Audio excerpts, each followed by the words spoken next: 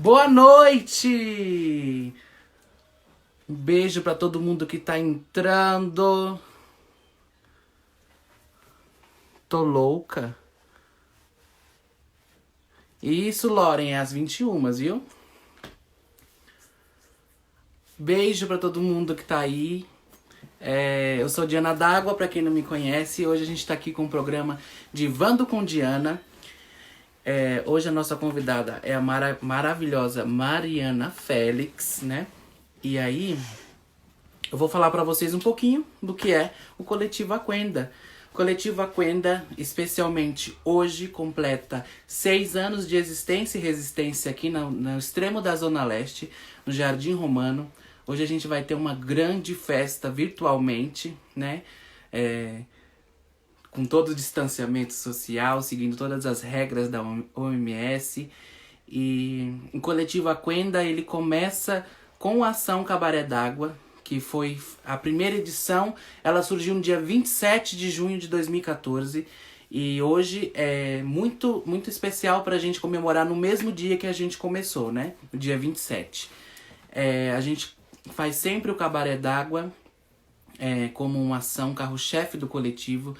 Em 2016, começamos a fazer o espetáculo, né? A produzir o espetáculo Periferida. E a gente tem esse espetáculo, que é um espetáculo que fala sobre a vida de uma drag queen periférica e uma travesti periférica, o quanto as duas não são iguais, quanto uma é arte e a outra vida real. Inspirado livremente nas nossas vidas como drag e na vida de Agatha de Oliveira, que foi a principal artista que a gente pesquisou a vida dela e trouxe a vida dela para ver a cena, e as nossas também. E além disso, a gente faz muito mais coisa. Só chamar a gente, contrate a gente, que a gente faz aniversário, faz festa para casamento, faz tudo que a gente quiser.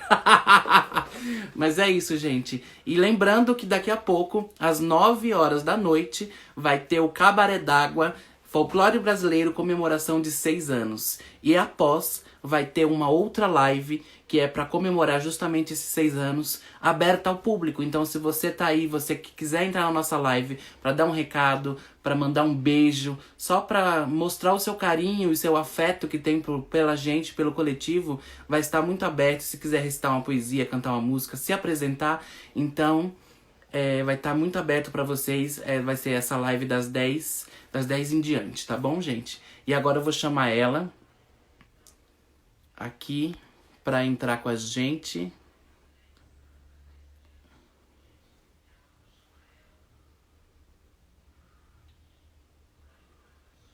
Manda uma solicitação para mim, minha filha.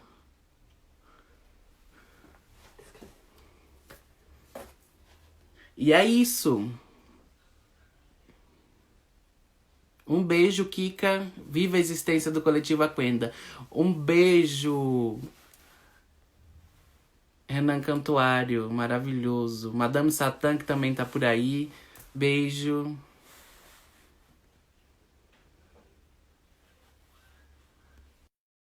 Bom, vamos ver se deu certo. Obrigada! Menina, Hello! Tudo bem? tudo bem, Di? E você? Tudo bem. Quero dizer que no começo, logo quando eu entrei na live, eu tava toda perdida. Aí mandei um monte de risada, nem sabia do que estava falando ainda. Então, assim, se foi fora de um contexto, me desculpa. Esses botões doidos, a louca. Gente, essa é Mariana Félix, poeta, slammer, escritora, arte educadora, maravilhosa, feminista. Então, eu queria que você começasse a live se apresentando para todos que estão aqui nos assistindo. Eu quero começar dizendo que eu tô com muita saudade de você, muita saudade dos saraus. Também. Mas fico feliz pra caramba que vocês estão bem. Isso pra mim é o mais importante.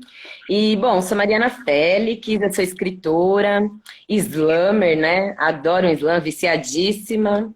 E tenho livros publicados, tenho 3 livros publicados independente, porque nós, da galera independente, estamos fazendo história na literatura desse país.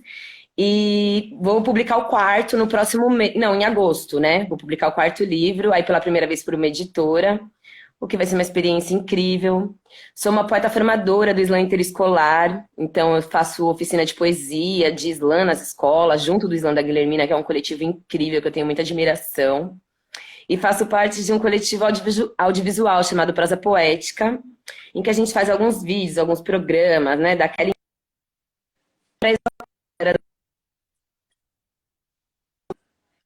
faz isso, dessa história.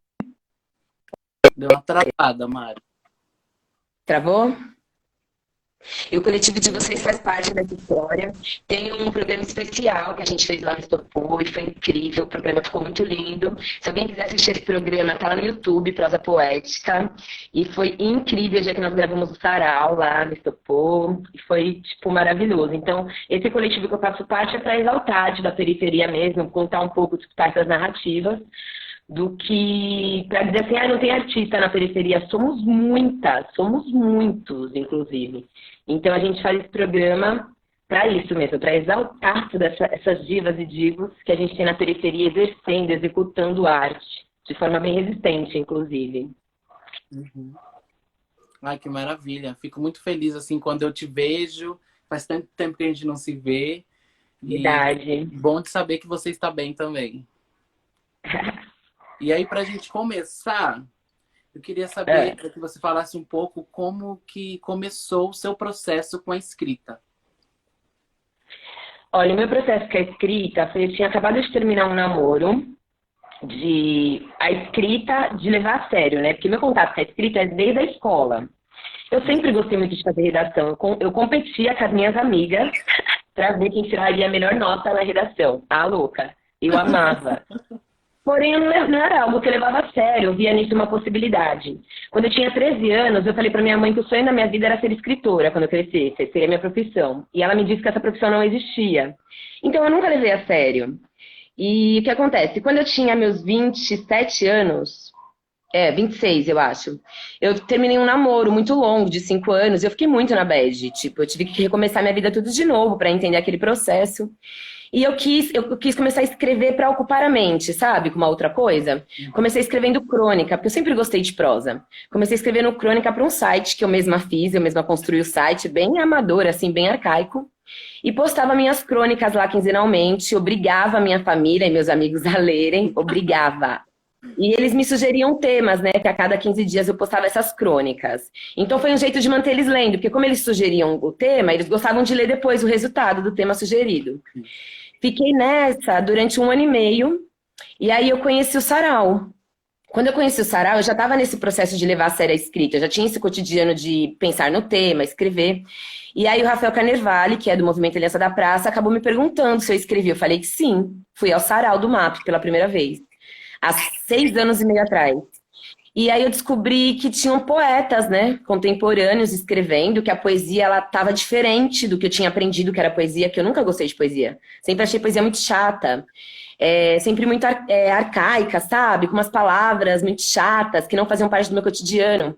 E no Sarau do MAP, quando eu vi que os poetas atuais estavam na rua, imagina, eu sempre amei literatura. Quando eu vi que os poetas atuais estavam na rua, com uma linguagem totalmente diferente, um comportamento, outra coisa, eu me interessei muito por poesia. Então, no segundo sarau que eu voltei, eu escrevi um poema e recitei no MAP. E ali eu descobri que, além de escrever, recitar era incrível, né? Então, assim, eu tenho muito carinho pelo Movimento Aliança da Praça, que fez história, inclusive, em São Miguel Paulista, um bairro da Zona Leste, porque o MAP acabou sendo referência, acabou sendo escola de muitas artistas que eu conheço e muitos artistas que eu conheço que são cria do MAP. E eu sou uma dessas pessoas. Uhum. E foi incrível. E aí a poesia me viciou tanto que eu passei a escrever poesia, poesia, poesia, poesia, poesia, poesia. Aí eu publiquei 3 livros por falta de um, de tanto que eu escrevi poesia. Foi assim. Maravilhoso. E saber também que o Sarau do MAP, né, ele abriu também espaço para que novos artistas se descobrissem e à medida disso fossem escrevendo e virassem poetas ou se conhecessem poetas, né, porque não se reconheciam antes. Sim. Sim. E aí agora, queria que você falasse assim, qual a sua relação com o feminismo? Bom, minha relação com o feminismo é uma relação assim, um laço muito. É uma linha tênue entre o amor e o ódio, minha relação com o feminismo. É uma linha muito tênue. Eu tenho muito respeito pelo movimento feminista. Eu acho ele de extrema importância. Imagina, mudou minha vida, mudou meus valores, meus conceitos, fez eu entender a forma que eu me relacionava, fez eu entender os abusos que eu tinha sofrido e que eu nunca nem tinha. Eu nem sabia que era um abuso, Sabe? sabe? Pra mim era tão normal. Então, o feminismo nossa, me colocou nesse lugar assim de, sei lá, eu me localizei no mundo novamente. Eu falei, peraí, outra Mariana. Hoje eu sou outra pessoa depois do feminismo. Eu sou outra mulher, outra. Mas muito diferente da que eu já fui. Uhum. Só que às vezes o feminismo tem alguma. Bom, enfim, tem várias intersecções, né, do feminismo. Tem várias com as quais eu não me reconheço, que eu não concordo com certas coisas, enfim. Eu acho essa divisão muito ruim. Porém, é necessário o recorte dentro do movimento, porque, por exemplo, eu respeito pra caramba o feminismo negro, que é o feminismo com o qual eu mais me identifico. Mas eu acho que, ao mesmo tempo, quando tem muita divisão, se perde muito. Porém, tem que existir a divisão, porque estamos lidando com mulheres muito plurais dentro do feminismo e são muito degraus de aprendizado diferenciados de cada uma de nós. Só que uma coisa que eu não gosto tanto de alguns movimentos, não são todos, mas de alguns movimentos, é que a cobrança é num nível muito alto também. E como eu disse, são escadas de aprendizado. Então, o feminismo me ensinou muito, mas me cobrou em algum momento, por eu ser esse lugar de fala, por eu ser essa representante, que eu fosse perfeita. E perfeita eu não sou, porque é impossível. Eu sou um ser humano comum, normal, igual a todo mundo, com falhas, enfim. E aí, isso que eu acho estranho, porque é um movimento feminino de empoderamento de corpos, de lutar por direitos civis, enfim. Mas que também, de alguma forma, não tem o cuidado de não oprimir essas mulheres, cobrando dela uma perfeição ou um aprendizado completo que, porra, talvez não seja possível, porque a gente vai construindo esse aprendizado e ele é movimento, né? A linguagem é movimento, então às vezes não fala a palavra certa e você já é super criticada. Porra, nem todo mundo tem contato ou acesso a tanto tipo de conhecimento e às vezes esse conhecimento linguístico também vem muito da academia, sabe? Desse feminismo bem acadêmico também, que eu não concordo tanto. Então, assim, tem os prós e tem os contras, como tudo na vida, né? Vai ter ali seu ônus, seu bônus, mas é um movimento que eu respeito demais. Imagina, eu me tornei outra pessoa depois que eu conheci o feminismo. Pra mim é tipo, pra mim toda mulher tem que conhecer, entendeu? E conhecendo a gente critica de dentro porque é um movimento nosso. Então, nós temos que fazer as críticas mesmo para construí-lo cada vez de uma forma melhor. Então, acho que todas as mulheres deveriam conhecer o feminismo, com certeza absoluta. Uhum. O Gil Zusa perguntou, mas Mari, o feminismo não seria a igualdade de todos os gêneros? Por que uma divisão? Então, o feminismo poderia ser uma igualdade de todos os gêneros se todos os gêneros estivessem num patamar de igualdade perante a sociedade. Não está. Então, o feminismo vem para ajudar, emancipar, orientar, dividir conhecimento com essas mulheres para que esse atraso que nós fomos submetidas seja quitado de alguma forma. Entendeu? Porque esse atraso em relação a, enfim, ocupar cargos políticos, aprender a ler mesmo, esse atraso não foi por escolha, não foi porque eu falei assim, eu não quero me envolver com política. É porque as mulheres não tinham esse acesso. Elas não poderiam jamais votar sequer, entendeu? Então não foi escolha, nós fomos submetidas a esse atraso. Então o feminismo vem para tentar equiparar isso, né, da melhor forma. E emancipação de corpos, ou seja, nós nunca pudemos ser donas dos nossos corpos. Os homens já não, eles andam por aí tranquilamente donos de seus corpos desde que o mundo é mundo. Então, assim, iguais nós não somos. Isso é uma coisa impossível. Homem e mulher nessa sociedade não é igual, entendeu? É impossível. Uhum. A, a Pá Maraújo falou, feminismo não é sobre igualdade, é sobre equidade dos gêneros fora do masculino. Deu uma travadinha, Mari.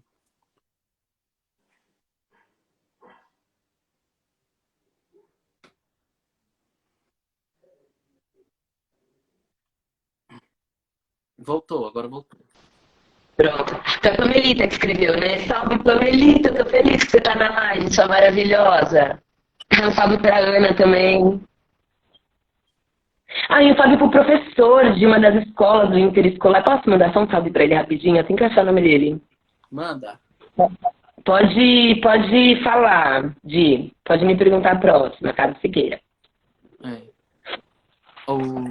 O Gil falou, então, Gil Souza, que fez a pergunta, né? Falou, bem, então eu tô seguindo tudo errado. Porque eu vejo todos iguais. Tá seguindo um pouco errado, então assim, eu tenho que te confessar que é realidade. Ah, já já eu falo disso, viu, Kika? Espera só um momento. E aí eu queria que você falasse um pouco como que foi o processo de escrita dos seus livros, né? Se você escreveu um monte de coisa e depois foi dividindo, isso aqui pode ir para esse lugar, pode ir para outro, explicasse assim e falasse, né? Que tem a mania, o vício e a E o abstinência. abstinência. Isso. Então, o processo dos meus livros foi uma das coisas mais mágicas que já aconteceu na história da minha vida, assim. Porque eu comecei a escrever poesia pra caramba, como eu te falei, só que eu não pensava em publicar um livro, né? Eu tinha vontade, mas eu não imaginava que existissem caminhos. E a primeira vez que alguém me falou sobre publicar um livro, eu falei, olha, é possível, acho que eu vou publicar meu primeiro, porque eu já tinha bastante poesia. Mas eu não tinha pensado no formato dele. O primeiro livro que eu pensei foi o Mais Um dos Inúmeros Versos que eu escrevi pra você. Então seria um livro de poesia, só que só de amor, que juntariam 50 versos que eu escrevi durante o período de um ano para a mesma pessoa. Então foi o ano de 2014. A princípio, esse seria meu primeiro livro. Porém, depois, durante o percurso, eu acabei mudando de ideia, porque a galera me cobrava muito as poesias que eu fazia no Islã. Então eu pensei, melhor fazer um livro mais amplo. Então eu coloquei os inúmeros versos como o terceiro capítulo do Mania, e pensei em mais 2 capítulos para colocar as crônicas, para não perder essa publicação das crônicas que eu já tinha feito, para registrar isso na Biblioteca Nacional, para ter um registro. E coloquei o primeiro capítulo com as poesias de Islã, que era o que, tipo, muita gente queria, né? E aí lancei o Mania. O Mania, a princípio, foi o nome porque meu amigo chegou pra mim e disse que no bairro tava todo mundo com mania de Mariana. Ah, Mari virou uma mania. Porque eu ia muito aos slams, ia muito ao sarau, entrei pro Movimento Aliança da Praça como uma das organizadoras, então assim, eu me infiltrei no universo e fiquei lá, né, no universo da poesia. E aí meu amigo falava isso brincando e eu pensei, por que não? Aí eu dei Mania pro primeiro livro. Quando eu pensei em fazer o segundo, que foi no ano seguinte, inclusive, eu estava escrevendo num nível altíssimo. Porque o que acontece? Quando você é um slammer, quando você é um atleta da palavra, você tem que estar em alto nível para batalhar. Estar no slam, no circuito, ganhar várias coisas, vários slams, você precisa treinar muito, requer dedicação.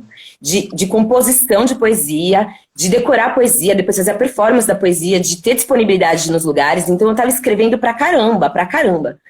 E aí eu falei, já vou publicar o segundo, porque senão isso se perde ou fica muito longo.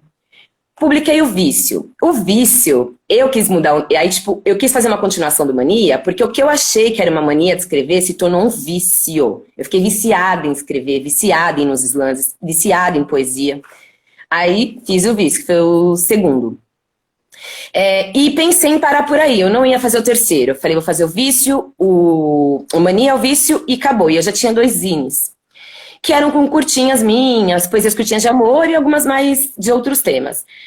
E o terceiro livro eu comecei a escrever no Facebook, porque lá no meu Facebook eu comecei várias séries. Eu comecei uma série chamada Mais Mari, eu comecei uma série que chama Sexta Só Se For Uma Rapidinha, que aí virou o Zine. Eu comecei uma série que chama Sexo, Drogas e Feminismo.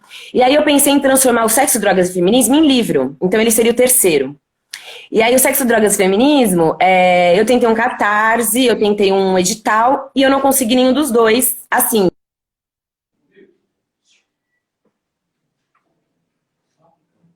Deu uma travadinha. Vamos aguardar.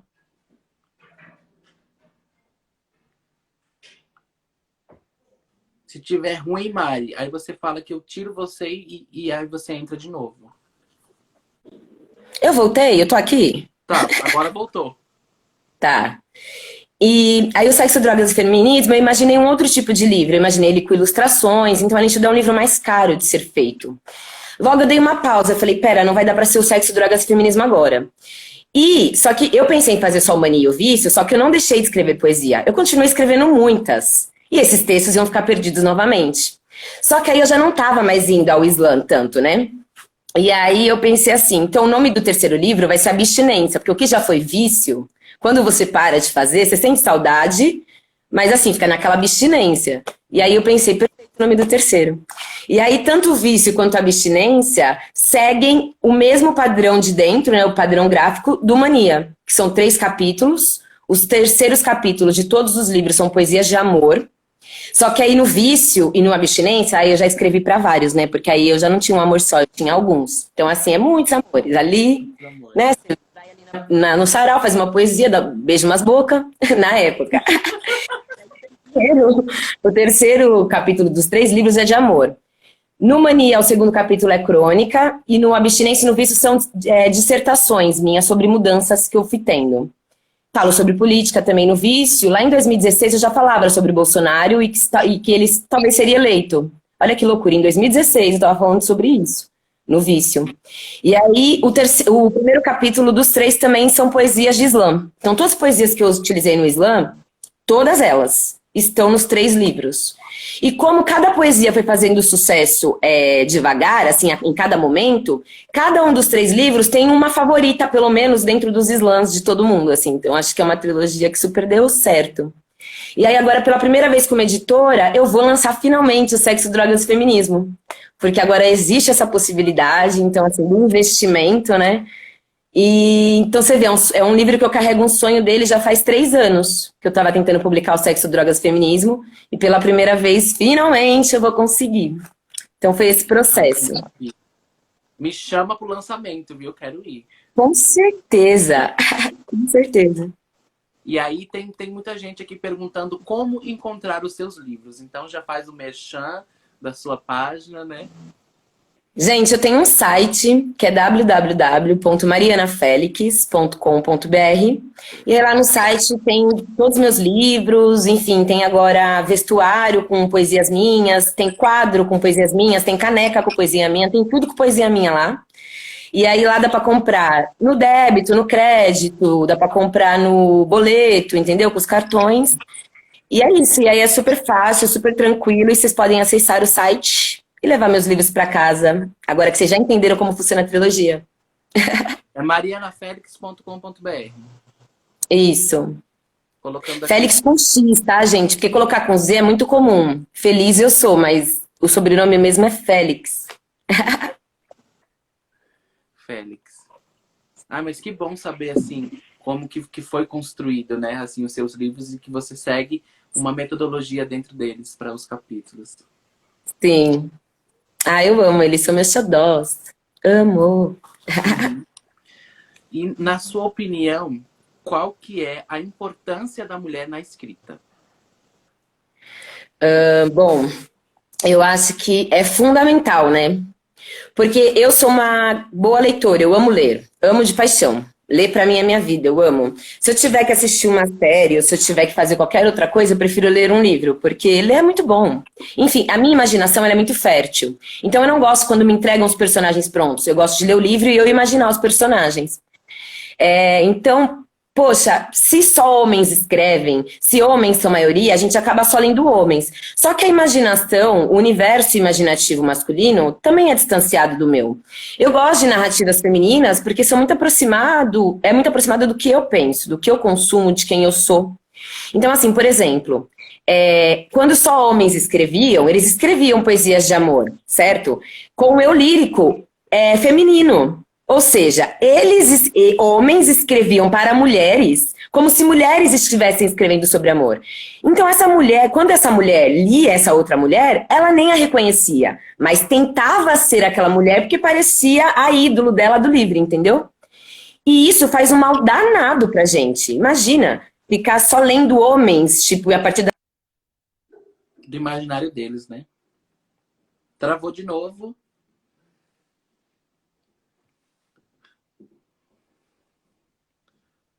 Vamos aguardar. Viu, gente? Mariana Félix, maravilhosa aqui. 3 livros publicados. Entre no site dela para fazer compras de camisetas, canecas, livros e afins. www.marianafelix.com.br. Voltou! Parou de novo. Show, Ruca! pra essa internet ficar boa.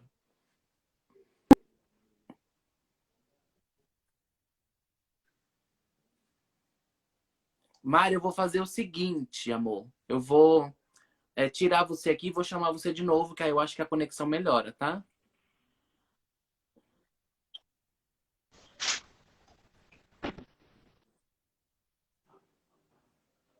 Manda um comentáriozinho pra mim te adicionar.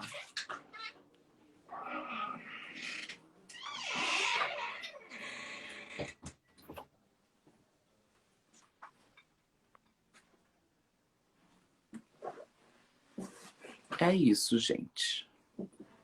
Espera aí que a gente já vai encontrar ela aqui. Aí. Achei. Pronto.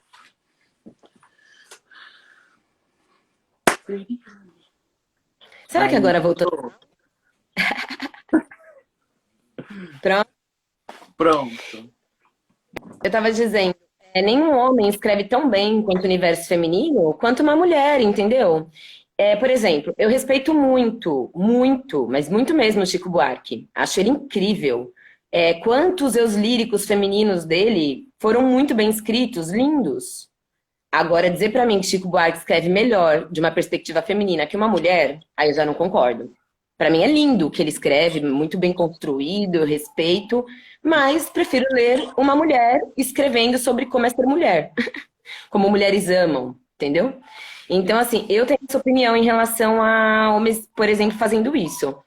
Agora, eu não acho que só tem que ter mulheres sendo publicadas, só mulheres, não. Acho que todo mundo tem que ter esse direito de publicações, de ser lida, todo mundo tem que ter essa oportunidade. Inclusive, nós mulheres, entendeu? Uhum. E assim, é bem louco você pensar assim, né? De um homem publicando um livro com o lírico, né? Do imaginário feminino dele. E ele achar que a Uhum, mulher vai se reconhecer nesse livro, né? uhum. É bem diferente. E eles acham super. É tipo assim, como a história da drag no mundo do teatro, né? Porque lá na Grécia Antiga, mulheres não podiam fazer teatro. Então, os homens tinham que fazer esses papéis de mulheres. Então, ali se dá os primeiros indícios de que existia a arte drag, né? É bem por esse lugar também. E qual é a sua poesia favorita? Menina, que pergunta difícil. Eu não sei, eu já escrevi muitas, eu não sei. Olha, eu acho que eu gosto, talvez do meu top 3 ali, uma que tá no top 3, não sei se favorita, mas uma poesia muito importante pra mim é Fragmentos. Fragmentos é uma poesia minha que narra violências, uma frase seguida da outra, assim. É uma poesia forte, é uma poesia que sempre quando eu faço, todo mundo chora. Todo mundo chora. Uhum. Quando eu faço essa poesia, eu mesma me violento fazendo, sabe? De tão difícil que pra mim é fazê-la. Só que é uma poesia, por que tem tanta coisa difícil nela? Porque eu juntei muitas denúncias de muitas mulheres durante muitos anos na quebrada. Então, assim, é uma poesia que reúne tantas mulheres que conheci, e na poesia também eu coloquei duas frases que são uma violência que eu sofri. Então, assim, eu estou junto dessas mulheres. Então, tem violências que minhas amigas sofreram, tem violências que desconhecidas sofreram. Então, assim, é uma poesia que, apesar de doer fazer, apesar de machucar todo mundo quando eu faço, é uma das minhas favoritas, porque eu sei a importância de tudo que eu ouvi, de tudo que eu troquei com essas mulheres durante os anos que eu fui construindo essa poesia devagar, assim, sabe? Então, acho que Fragmentos é a minha favorita, Uhum. pela importância. E você tem alguma poesia aí que você pode recitar pra gente? Posso? Sabe que eu recito Fragmentos? Não, ou eu recito outra? Não, deixa eu pensar. Ai, menina, Eu deixa não eu quero pensar. chorar, hein, menina? Ai, vai acabar com a A maquiagem. maquiagem. Não, eu passei pouco rima, mas tô de rima também, vai ficar tudo borrado se eu chorar. É... Ah, acho que eu vou fazer um clássico, então. Acho que eu vou fazer a poesia das músicas. Faz muito tempo que eu não faço. Muito tempo, tô até com saudade. Eu cresci ralando na boquinha da garrafa. Então, no que te surpreende o MC Brinquedo ser fã do MC Catra? Afinal, já me diziam, olha a bunda, ô Raimunda, subiu a temperatura, ô Raimunda. Raimunda, menina que enjoou da boneca e não quis mais vestir timão, deveria ter tido outras músicas de opção. E quem sabe então ela perceberia que não é normal ser só um objeto sexual. Mas não, o Califa ficou de olho no decote dela, ficou de olho no biquinho do peitinho dela, ficou de olho no balanço das cadeiras dela, e o mundo fez de Raimundo outra síndrome de Cinderela. Afinal, nos fabricaram para ser Amélia, servir sem vaidade, nos ensinar a ser mulher e de verdade. Na caixa, plastificada, só esperando para ser usual, ao ouvir a pergunta de um menino de 13 anos se essa boneca sabe ser profissional, mamar seu brinquedo, criança, o nome disso é pedofilia disfarçada nesse seu enredo, da apologia pós-moderna, funk social. Mas, gente, nada do que não acontece há anos lá em Salvador, no carnaval. As amantes, as fiel, e homem valorizando a guerra entre elas, tipo dono do bordel. E eles gritam, só as cachorras, as preparadas. Eu tô preparada, sim, pra nunca mais ser usada. Segura esse seu tchan, amarra bem esse seu tchan, senão o tchan, tchan, tchan vai ser você acordar sem ele de manhã. E eduque os seus bodes, porque hoje as cabras estão capa virada. Eu cansei de ser carne servida numa mesa, enquanto o machismo justifica frases que fazem de nós mulheres escravas. Dói, o seu tapa me dói, o seu tapa me dói, eu vou logo ligar 180. Tô atoladinha das suas hipocrisias, moralistas. Eles adoram as meninas que rebolam, mas após o casório é com as santinhas que eles querem assinar no cartório. Recalcada, meça suas palavras, parça. Você que é incompetente no amor e eu que sou a mal amada? Os machistas estão passando mal, sem argumento, tremendo de medo e apelando de novo com seus xingamentos. Garotos, Leone já avisou que dificilmente vocês vão resistir aos nossos mistérios, sempre tão espertos, mas são só garotos. Espero que a poesia não tenha tido tom de ameaça, é na brincadeira com as palavras que está a graça. E aos manos, minas e monas que abraçam a causa, nós tá ligado, tá tranquilo, tá é favorável. Maravilha, gente, sobe os coração aí! E você escreveu essa poesia em que ano? Eu escrevi ela em 2015, eu acho, se eu não me engano. 2014? Acho que foi 2015. Uhum. E essa poesia começou na parte do MC Brinquedo. Essa poesia começou porque eu tava com essa música do MC Brinquedo na cabeça. Eu trabalhava na escola na época, eu era inspetora de alunos. E eu tava com essa música do MC Brinquedo na cabeça e eu não sabia cantá-la, não sabia muito sobre ela, mas ficava assim, cantarolando. Aí passou um menininho, eu falei, Alexandre, vem cá, pequeno, acho que ele tinha uns 12 anos, 11. Aí eu falei, Alexandre, como que é aquela música do MC Brinquedo? Aí ele virou pra mim e dançou a música, assim, super, tipo, sensual. Mamar meu brinquedo. Eu olhei pra cara dele, assim, eu falei, que mamar seu brinquedo, miniatura? Falei, vai lá pro seu caminho, aquele ia no banheiro. E aí eu comecei a poesia daí. Só que quando eu fui problematizar que ele era tão jovem falando sobre aquilo, eu sei que, tipo, ele gosta de funk e ele tem ídolos como MC Catra. Então, assim, quando eu era pequena, eu dançava o El Chan, entendeu? Então, eu pensei, é natural. Então, assim, a gente problematiza porque talvez não seja a melhor música exatamente para uma criança ouvir ou a única opção dela ouvir. Só que também aconteceu comigo, sabe? Dos meus pais deixarem eu ouvir e super dançar sensualmente o El Chan quando eu era pequena. E aí a poesia começou a partir daí. Essa daí eu construí a partir disso. Uhum. Ai, que bom. Aí, puxando esse gancho, eu queria que você falasse um pouco desse trabalho que vocês fazem com o slam interescolar nas escolas. Que eu acho que é um estímulo muito importante para que os alunos, né, os adolescentes, escrevam e sejam seres pensantes na sociedade. Com certeza. É muito, muito legal o interescolar. Nós somos hoje o maior movimento de literatura dentro das escolas. Pelo menos aqui em São Paulo, eu não conheço em outros lugares. Então, não vou dizer assim que não tem. Eu não conheço outro maior que o interescolar. Ano passado, nós estivemos em 80 escolas em São Paulo, além de outras escolas. Então, chegou quase 100 de outras cidades.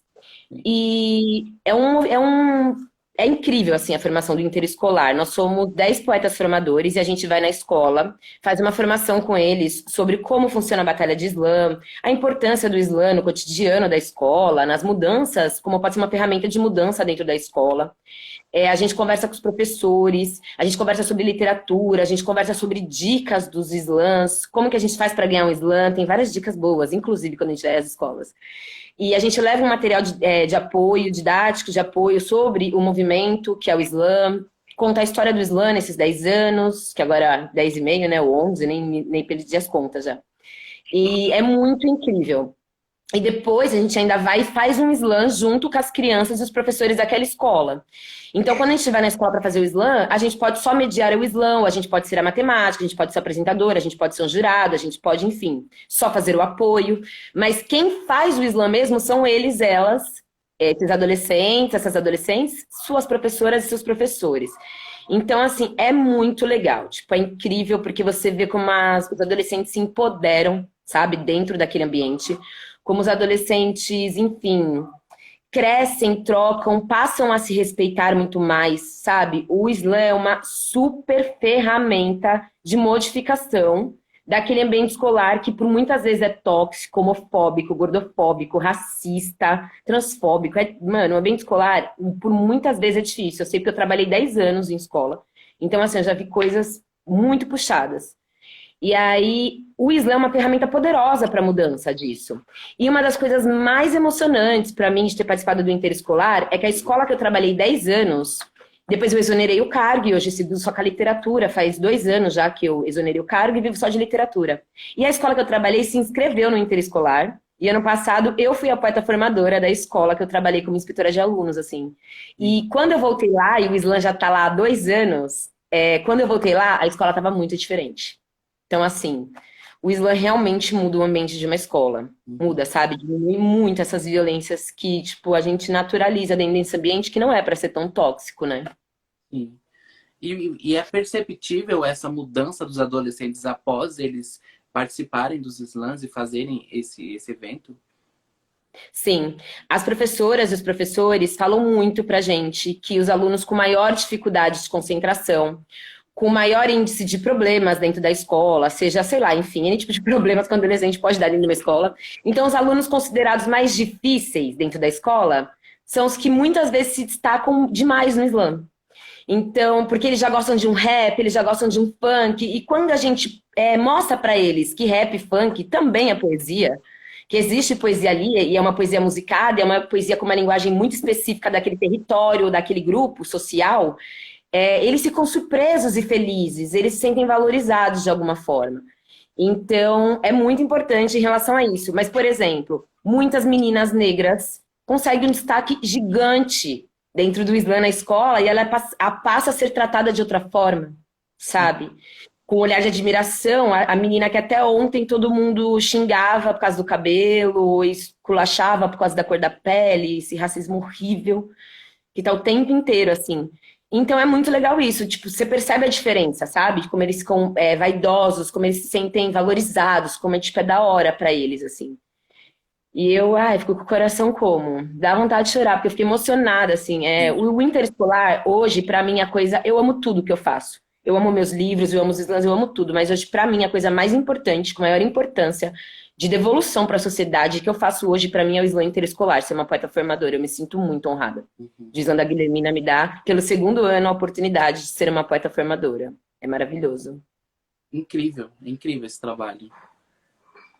E aí, agora, para você falar um pouquinho sobre esses seus projetos que você tem virtual, né? Que é o Prosa Poética, que ainda você realiza, né? Uhum. E outros programas que você faz, pra você falar um pouquinho. Então, quem não me segue aqui ainda no Instagram, essa é a oportunidade de seguir, entendeu? Espero que vocês sigam. E no meu Instagram, eu tô começando séries lá, porque assim, eu gosto muito de séries, sabe? Eu gosto de criar série porque eu gosto de criar caixinhas com continuidade. É louca, eu sou filha de virginiana, eu sou metódica. E tem uma série muito legal no meu Instagram agora, que é Cartas para Capitu, que eu tô escrevendo em parceria com um amigo, escritor meu. Então, tá tendo capítulos, as duas personagens, que é a Capitu e o Cauê, estão trocando cartas, contando alguns segredos, falando algumas coisas ali, é muito legal. Eu também sempre posto vídeos lá no meu ITV, no meu IGTV, tanto de poesia quanto de conversas. Então, tem vezes que eu debato temas, enfim, ali dentro do IGTV. E um quadro muito legal do meu Instagram, que todo mundo gosta, e hoje vai ter, então já vou contar pra vocês, hoje vai ter, que é o Mari Madruga. O Mari Madruga é um projeto clandestino que só acontece a partir das 10 horas da noite. Ele é apagado às 10 da manhã, tá? São só 12 horas que fica ali no story. E lá eu digo o que eu quiser, quando eu quiser, como eu quiser, assim, sabe? Eu fico tranquila. No Mari Madruga é tranquilidade. E aí é um quadro que muita gente gosta. Tem alguns Maris Madruga salvos no meu destaque, acho que 2.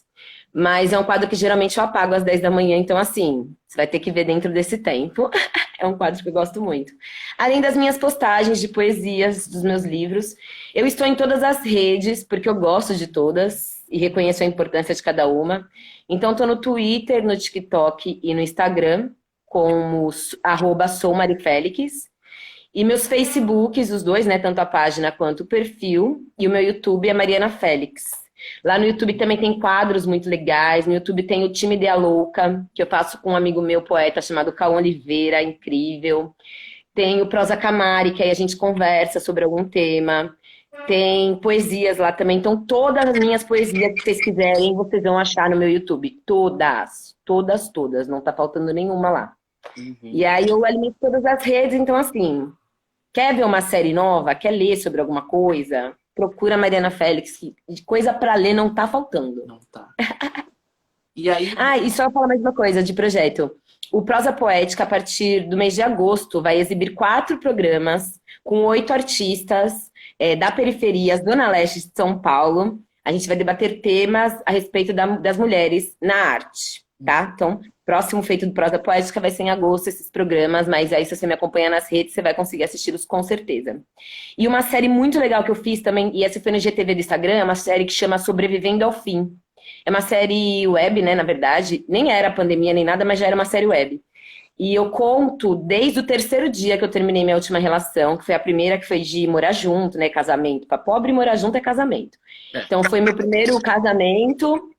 E aí, 3 dias depois que eu terminei, eu comecei uma série que eu me gravei durante 1 mês, passando por esse processo de fim e quanto dolorido ele é, porque eu queria provar para as mulheres que mesmo doendo, quando você não ama mais uma pessoa, ela não te ama mais, você tem que sair dessa relação, ainda que doa, porque a gente vai sobreviver.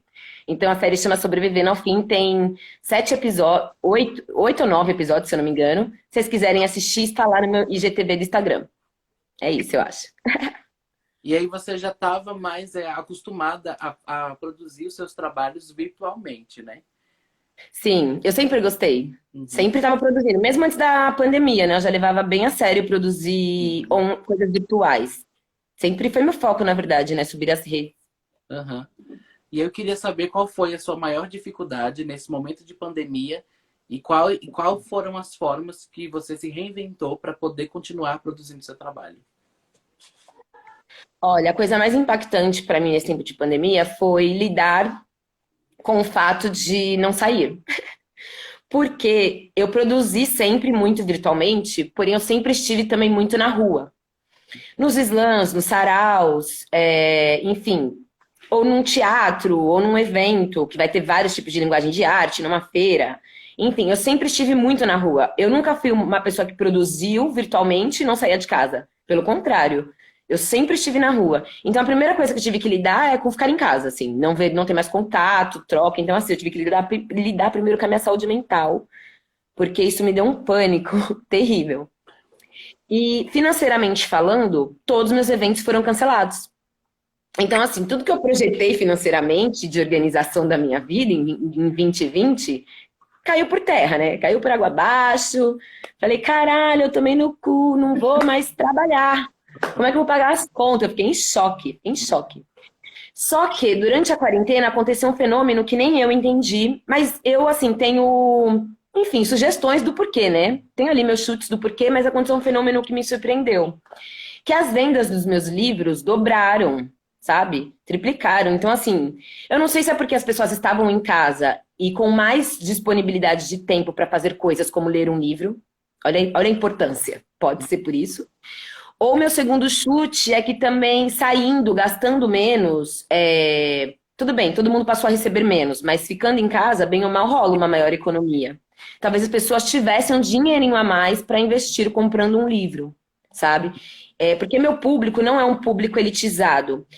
Minha maior fonte de venda de livro é no Facebook, e meu público do Facebook não é um público elitizado. É um público majoritário feminino, porém é um público periférico. As mulheres periféricas me seguem muito lá no Facebook. Então eu vejo que dentro desse meu público eu chutaria essas duas coisas, talvez para esse fenômeno. E aí quando meus livros dobraram as vendas, eu fiquei feliz. Fiquei assim, pela primeira vez eu vislumbrei o que é ser uma escritora, que é poder viver da renda da venda dos seus próprios livros, né? Então assim, meu coração se encheu muito, sabe? Eu fiquei muito feliz mesmo. Além de que muitas pessoas me conheceram, porque tiveram um tempo de qualidade de estar em casa, talvez consumiram conteúdo, então puderam ver minhas poesias, a partir disso escolheram comprar o livro. Então, assim, foi maravilhoso. Pra mim, isso foi foda, assim, sabe? Uhum. E agora a gente vai para um bate-bola. Gosto. Vou falar umas palavras e você fala a partir delas o que você pensa, tá? Tá bem. Você prefere amor ou liberdade? Liberdade. Vinho ou cerveja? Vinho. Poesia ou conto? Depende da época. Depende. E você gosta mais de uma rapidinha ou de uma prosa poética? Ai, menina, eu gosto dos dois, porque eu gosto de uma rapidinha também. Eu gosto de uma rapidinha. Não tem como dizer que uma rapidinha não é boa. Uma curtinha, imagina. Amor de esmola só traz a despedida. Olha que rapidinha gostosa. Mas uma prosa poética a gente valoriza pra caramba, entendeu? Uma prosa poética valoriza. Ai, que Ai, delícia. adoro. Eu vi muita gente pedindo para que você falasse a poesia Fragmentos. Se você se sentir à vontade, Menina, sério. você.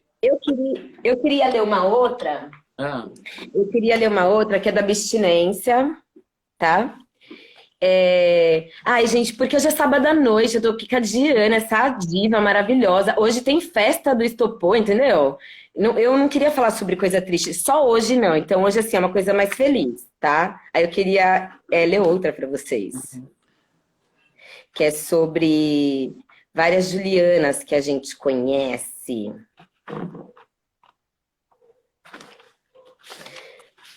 Ó, o Cláudio, que é o meu editor do próximo livro, do Sexo, Drogas e Feminismo, Cláudio, se você estiver aí, dá um salve. Eu falei pra ele que o sonho da minha vida, meus livros teriam um índice. É o sonho da minha vida. E a gente já não vai colocar no Sexo, Drogas e Feminismo. Menina, mas é o sonho da minha vida ter um livro meu com um índice, sabe? como que é o Aí, nome Cláudio, vamos dele? pensar sobre o índice. Vamos pensar sobre o índice. É Cláudio o quê? O Cláudio Del Puente, ele tá aqui. Eu Ele tá acho assistindo a live também. Bom, vou ler a poesia Vermelho, que é da página 30 do Abstinência, tá? tá bom. Juliana, seu batom vermelho me representa. Nas noites de gandaia, chama as amigas no médio tamanho das saias, vestida de tantas outras, das trans, das drags, das putas, das loucas, das botequeiras. Juliana, seu batom vermelho me representa. Nas noites pacatas em casa, carinho o lábio que não foi beijado, batom que não foi borrado, se lembre enquanto pentei os cabelos. Dos encontros, desencontros, do amor verdadeiro, que não veio. Veste o sonho mastigado enquanto deita, Juliana, o seu batom vermelho me representa. Nas noites de luta, de rua, quando você fica nua, só de batom vermelho, que não pede espelho, nos olhos do amor da noite é que ela se vê por inteiro, Juliana, que esquiva no metrô, no trem, dos apertos, das encoxadas, das piadas, dos puxões de cabelo, de batom vermelho, pede espaço, grita alto, eu quero respeito. Abaixa essa mão, não toca os meus seios, me deixa em paz com meu batom vermelho. Ela é pequenina, gigante por fora, por dentro menina. Porta escancarada sem chave que todo sorriso entra. Juliana, seu batom vermelho me representa. Somos tantas, somos uma, somos luta.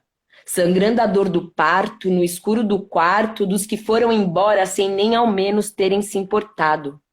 Eu vou gritar alto. Subir ou descer do salto não importa. E nem o seu batom vermelho. Eu vou repetir para que dessa vez você entenda. Diana, não é seu batom. É você que me representa. Gente, o aplauso de casa, sobe os corações!